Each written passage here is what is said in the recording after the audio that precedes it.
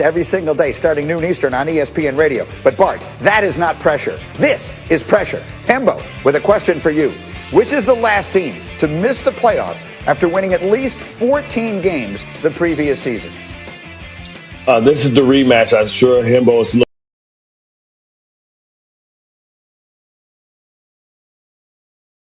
Here they went 6-10. This is relevant because the Ravens won 14 games last year, and they could miss the playoffs. After nearly beating the unbeaten Steelers while well shorthanded, their next test comes Tuesday, hosting the Cowboys.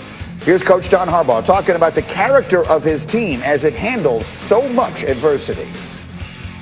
I think we're very resilient, very persistent, mentally tough team, and only getting tougher because of the things that we're facing. So it remains to be seen whether we'll get the job done or not. It's really not what you talk about. It's what you do, so we've got to go do it, and we've got to start with the Cowboys.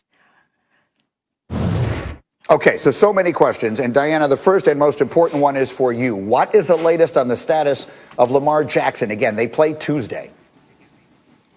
Well, what's interesting is John Harbaugh is usually very transparent with us about who's going to be playing and who isn't. And he will not give an answer as to whether or not Lamar Jackson will start on Tuesday. But here's what's really interesting here, Greeny.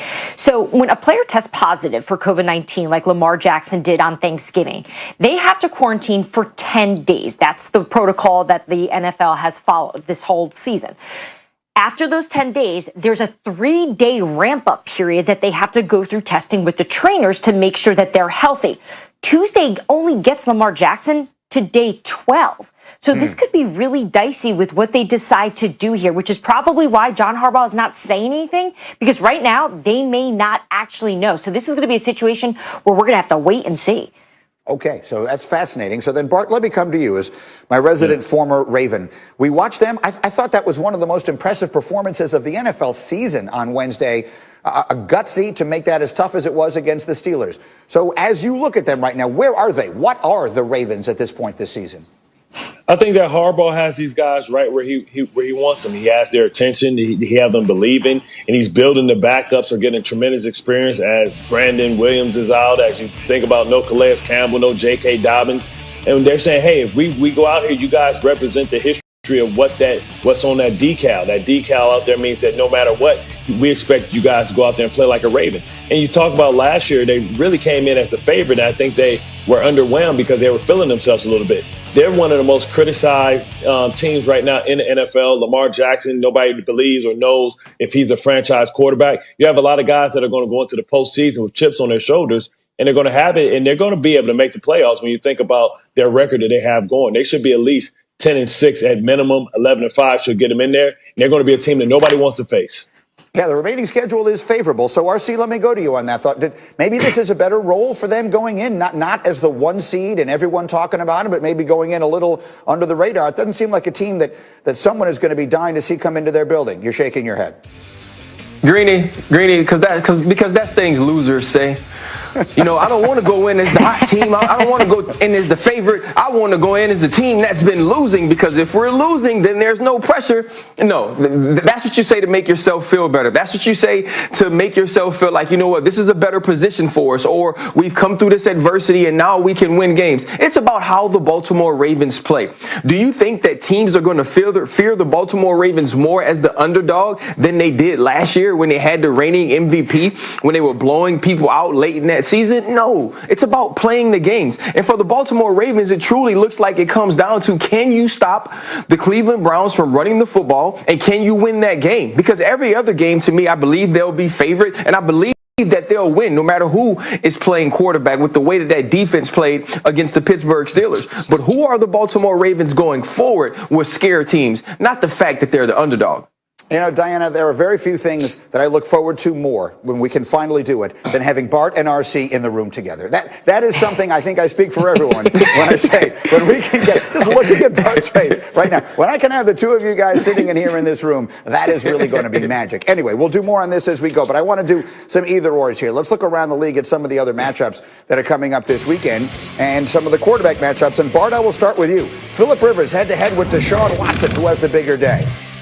Not even close. Deshaun Watson's playing better than any quarterback not named Patrick Mahomes in this league. You talked about 24 touchdowns, only 5 interceptions. The problem is the rest of the team didn't come to the party, but it's not because of he's not playing well. And he's finally getting into the groove where he sees the field so good right now. He's making winning plays like we've always seen him do. Is just that defense isn't worth anything. Trade J.J. Watt. Having an MVP season. RC, Baker Mayfield and Ryan Tannehill head-to-head. Who do you like? Let me think. Ryan Tannehill, the guy that we were talking about in the MVP conversation early on this year, the guy that's actually turned the Tennessee Titans around. And we know that they're led by Derrick Henry, but look at the games this season or the games last season where Ryan Tannehill has had to make plays for the Tennessee Titans to overcome. I expect him to be able to do that this week as well. Ninkovich, we got Taysom Hill head-to-head with Matt Ryan. Who do you like? I'm going Taysom Hill on this. There's a reason why they paid him $21 million. They didn't want to let him go.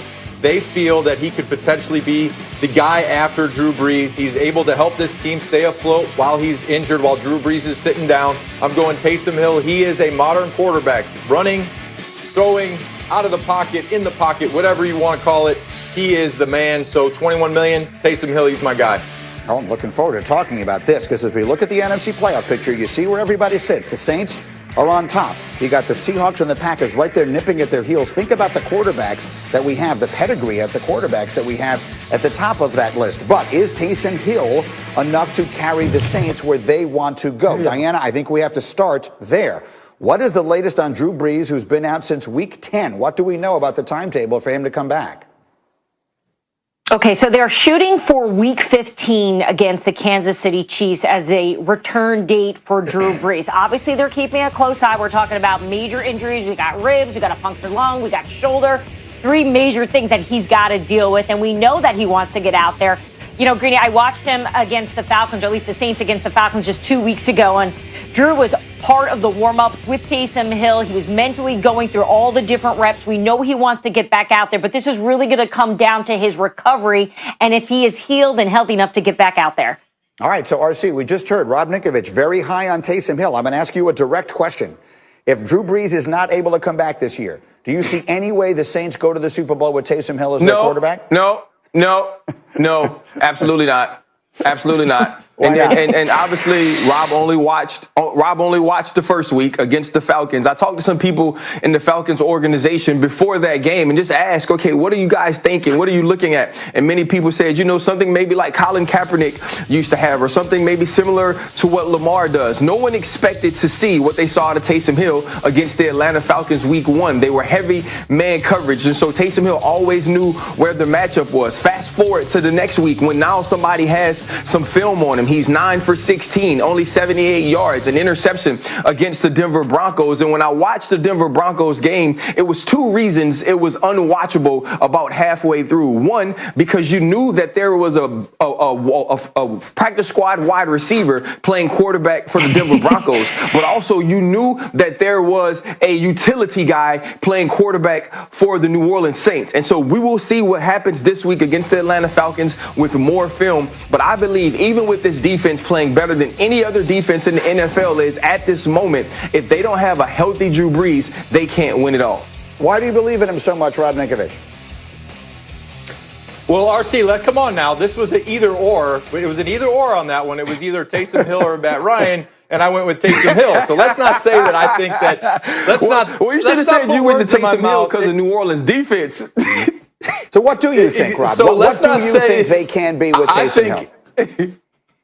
I think that they can be very good right now in helping that team stay afloat until Drew Brees gets back. I believe that for them to win a playoff game, to get deep, to win a Super Bowl, you need Drew Brees, a guy that has played in those big games, somebody that understands to check the offense and the perfect play against what the defense shows them. So for me, I like Taysom Hill. I feel like he has a bright future in the NFL. That's why they paid him $21 million. They didn't want to see him go to another team and develop into a big-time quarterback. So either or Taysom Hill or Matt Ryan, I go Taysom Hill. Either or Drew Brees, Taysom Hill for the Super Bowl run. For a Super Bowl run, I go with Drew Brees. Come on, RC, don't put me on that like that. All right. Let me get Diana back in here quickly. No one is closer to that team than you are. Here's the thing. To add to what Rob is saying, Sean Payton said this to me when they faced the Falcons. He said, because I asked him directly, what's the difference between Taysom Hill and Drew Brees? Which we know the list could be very long. It could be chapters. But he said, the biggest thing to me is Drew Brees is like Emeril the chef, right? He's got his hands in everything. He's on the stove. He's messing with the meats. He's doing everything.